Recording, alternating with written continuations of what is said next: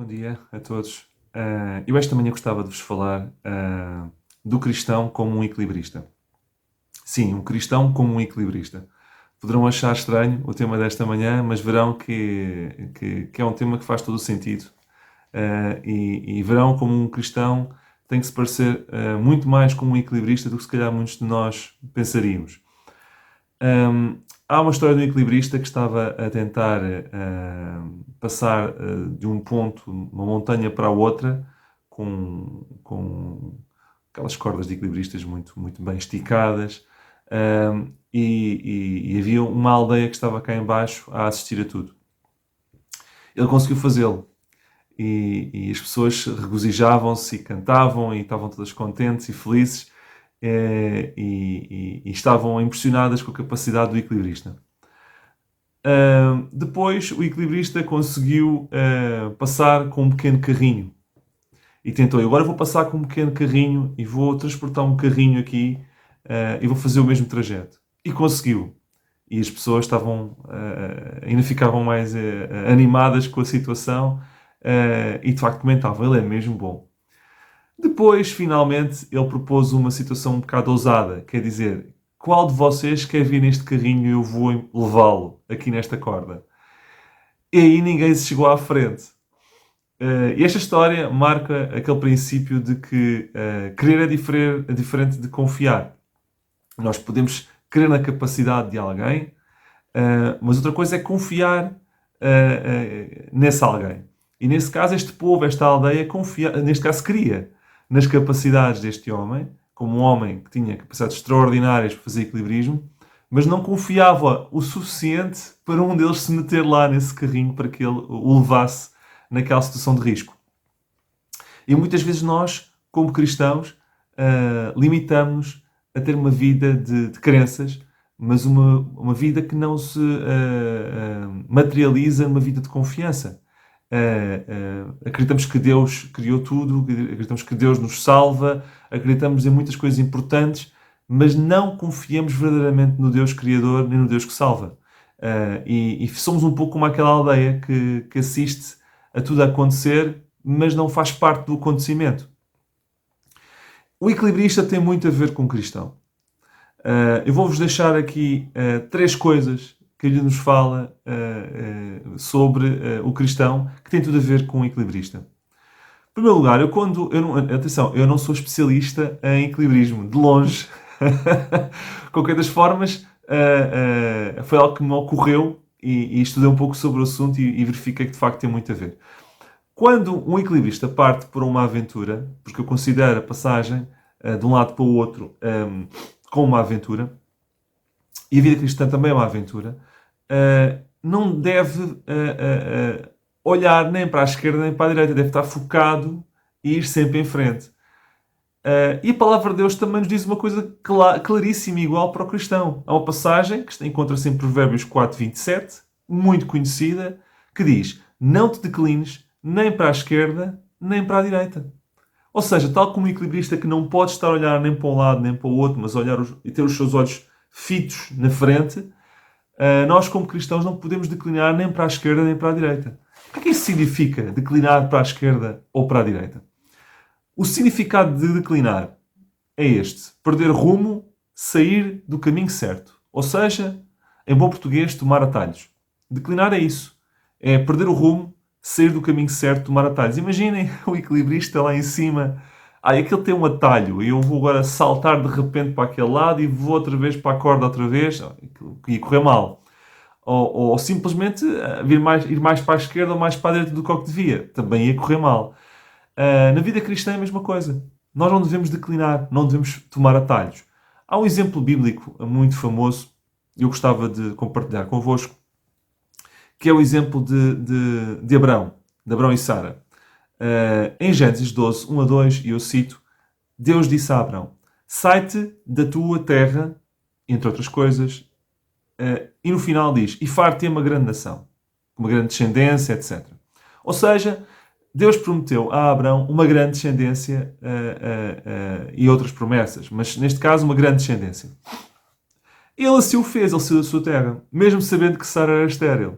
Ele teve confiança, ele creu. E, de facto, ele durante muito tempo manteve-se no rumo certo. Ou seja, estava como um equilibrista no rumo certo.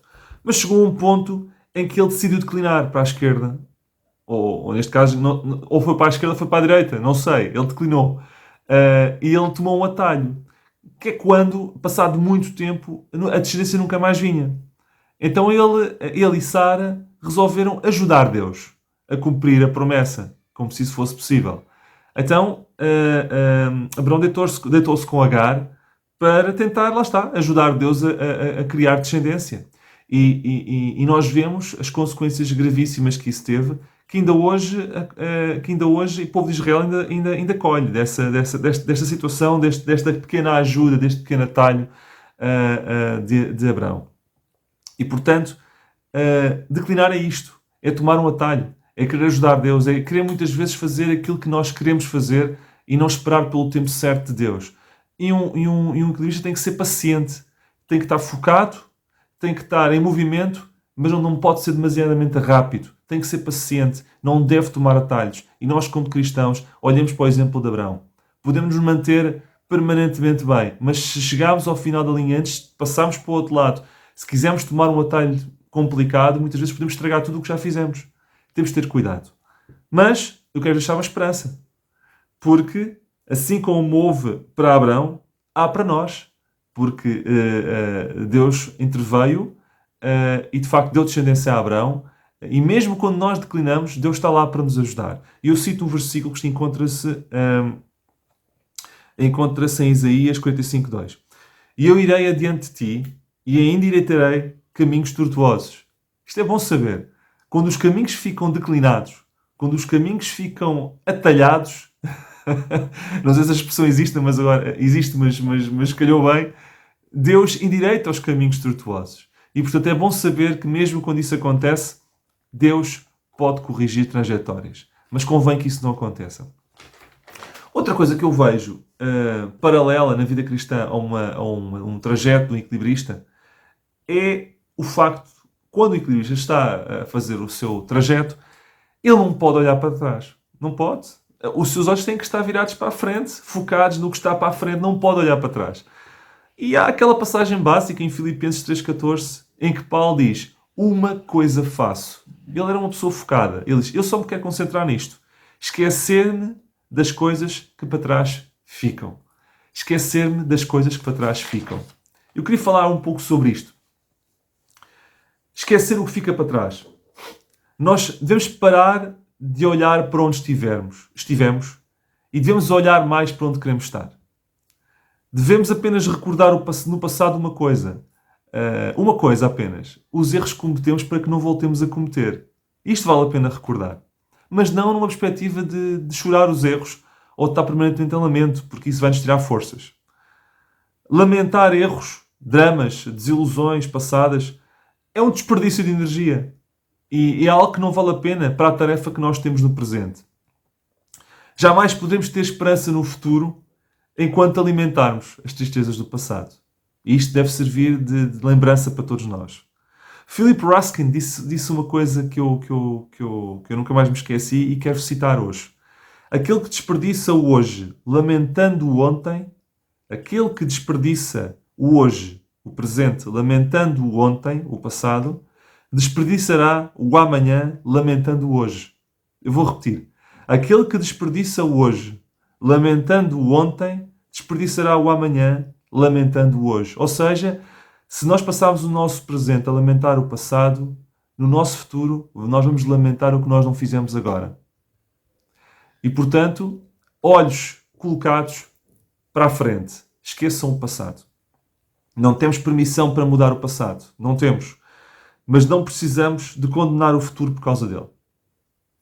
Há uma passagem, eu quero também citar outra passagem, que é aquela passagem da mulher adúltera, em João 8:11, em que o Senhor, depois de ter feito o que fez naquela mulher, termina com isto: vai-te e não peques mais.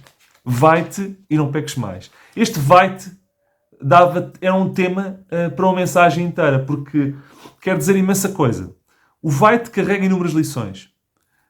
O vai-te diz-nos: mulher, eu sei que foste apanhada, mas eu te perdoo.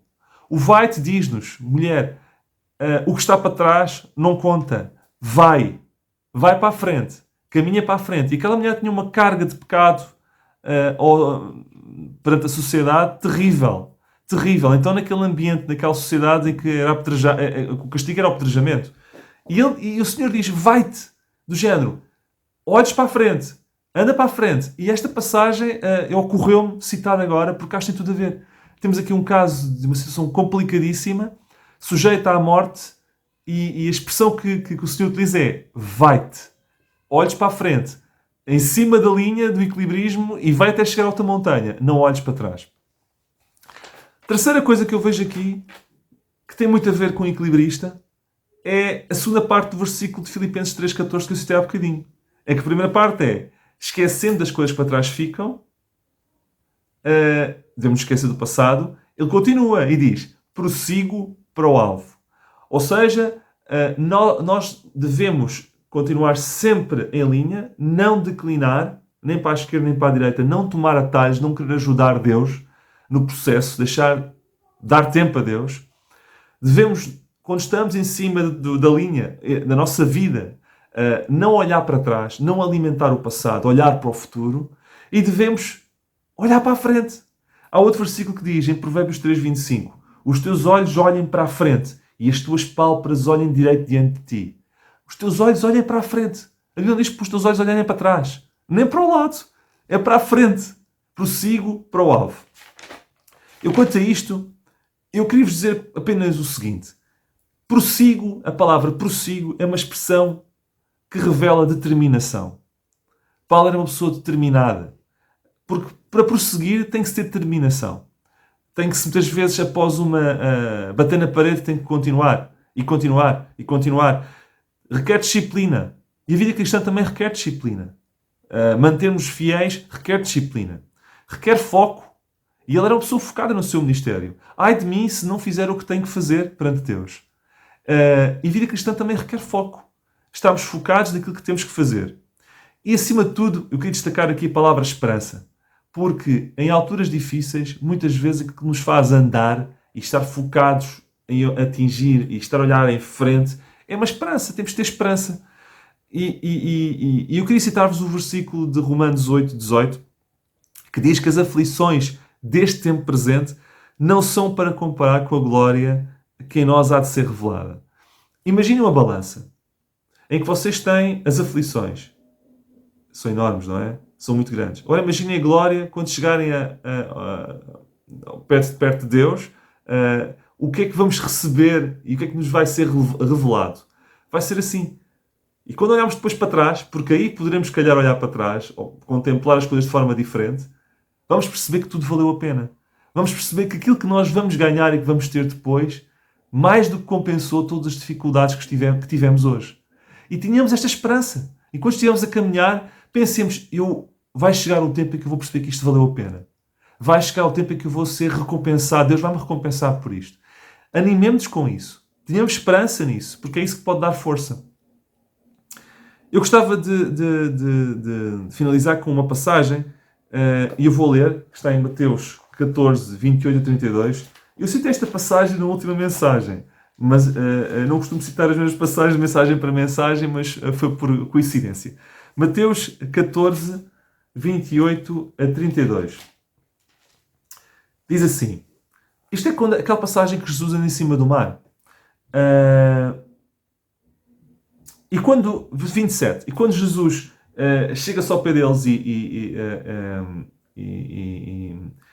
os discípulos, quando o veem caminhar sobre o mar, dizem, é um fantasma. E Jesus chega-se ao pé deles e diz assim, tende bom ânimo, sou eu, não temais, não tenham medo, sou eu. E respondeu-lhes Pedro, 28, e disse, Senhor, se és tu, manda-me ter contigo por cima das águas. 29. E ele disse, vem. E Pedro, descendo do barco, andou sobre as águas para ir ter com Jesus. Mas, sentindo o vento forte, teve medo e, começando a ir ao fundo, clamou, dizendo, Senhor, salva-me. E logo Jesus, estendendo a mão, segurou e disse, homem de pouca fé, por que duvidastes? E quando subiram para o barco, acalmou o vento. Eu vejo sempre gente, desculpe a expressão, a malhar no Pedro. Ou porque foi ao fundo aqui, ou porque negou o Senhor 3 vezes. Eu quero-vos fazer uma pergunta. Qual de nós, qual de vós, já uma vez andou sobre as águas? É porque Pedro, apesar de ter começado a afundar-se, ainda andou um bocado. É preciso ter mérito. Ele é a única pessoa que eu conheço que chegou a andar sobre as águas. Portanto, vamos lá ver. Isto é um pequeno parênteses, mas eu acho que nós temos sempre tendência a procurar as coisas menos positivas das pessoas. E neste caso, eu nunca tinha ouvido ninguém falar, por exemplo, a destacar um aspecto positivo que ele tinha sido os poucos que andou sobre as águas. Porque ele chegou a andar um bocado. E, portanto, isto é ver também o outro lado da história. Fechando parênteses, ele sentia, quando se meteu naquele caminho, ele era como se estivesse, eu imagino, aquelas águas a uma linha de um equilibrista. Pedro estava numa linha muito ténue. Muito, muito ténue. E ele tinha que olhar em frente para Jesus, para ir ter com ele. À volta, o contexto era de vento. Sabem que as coisas mais desafiantes para um equilibrista é vento. Eles não podem fazer o processo se tiver vento, porque isso vai comprometer, eles vão cair. E nós, quantas vezes estamos num caminho super estreito, abalados de todas as formas. Por vento, por temporal, por dificuldades, por problemas. E tudo a querer fazer-nos cair da linha. E Pedro estava assim neste processo. Estava numa linha muito fina, num contexto horrível à volta. Ele tinha um vento forte. A Bíblia descreve-nos que havia vento forte a nível de contexto. Vemos que ele teve medo. Sim, é normal ter medo. Nós também temos medo, muitas vezes, quando as coisas apertam e ficam difíceis. O vento era forte, ele teve medo, mas ele começou a ir ao fundo. Este equilibrista, este Pedro, estava como muitos de nós, muitas vezes, a cair já da corda. Ele estava em fase de queda. Ele já estava, se tivéssemos fazer uma slow motion, uma câmara lenta, nós vimos Pedro já a cair da corda. E quando estava a cair da corda, eis que de repente alguém lhe dá a mão. E foi o Senhor que lhe deu a mão. Aliás, a Bíblia diz, e Jesus, estendendo a mão, de 31, segurou e disse, não caias. E depois vemos que ele acalmou o vento. O Senhor acalmou o vento. E isto deve servir para nós de ânimo. Porque se nós tivermos os nossos olhos focados em Jesus, no nosso caminho, o Senhor não vai impedir que o vento venha. Não vai impedir que as dificuldades venham. Mas uma coisa vai fazer seguramente. Quando estivermos a cair, Ele vai nos dar sempre a mão. Mas se estivermos a caminhar para Jesus, como Pedro estava.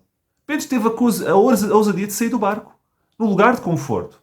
E foi ter com Jesus. E é isso que é requerido de nós, cristãos. Que saiamos do conforto, muitas vezes a nossa vida pacata, carnal, e façamos o caminho de um cristão, que é um caminho de determinação, de disciplina, de esperança, como vimos há bocadinho. E é difícil esse caminho. Mas tenhamos a firme esperança de que quando estivermos eventualmente a cair desta linha, nós teremos sempre a mão do Senhor para nós. Sempre, sempre. E de seguida nós vemos como o Senhor acalmou o vento. Ele tem capacidade para mudar completamente o rumo das coisas, para mudar o contexto, para mudar um problema numa solução. Ele pode fazer tudo isso. Resumindo, a nossa vida assemelha-se muito, cristã, assemelha-se muito a um equilibrista. Não te desvies nem para a esquerda nem para a direita. Não procures atalhos. Se é o caminho certo que Deus tem para ti, espera pelo tempo certo. Não faças as coisas à tua maneira. Não tentemos ajudar Deus. Esquecer do que está para trás. Não ajuda. Não ajuda. Cito novamente Philip Raskin. Aquele que desperdiçou o hoje lamentando o ontem, desperdiçará o amanhã lamentando o hoje. E finalmente, olhemos em frente. Olhes para a frente. Prossiga para o alvo. E lembremos do exemplo de Pedro. Que mesmo que estejamos a cair, se estivermos a prosseguir para Jesus com os olhos nele sempre, teremos sempre um braço amigo para nos ajudar. Que o Senhor nos abençoe.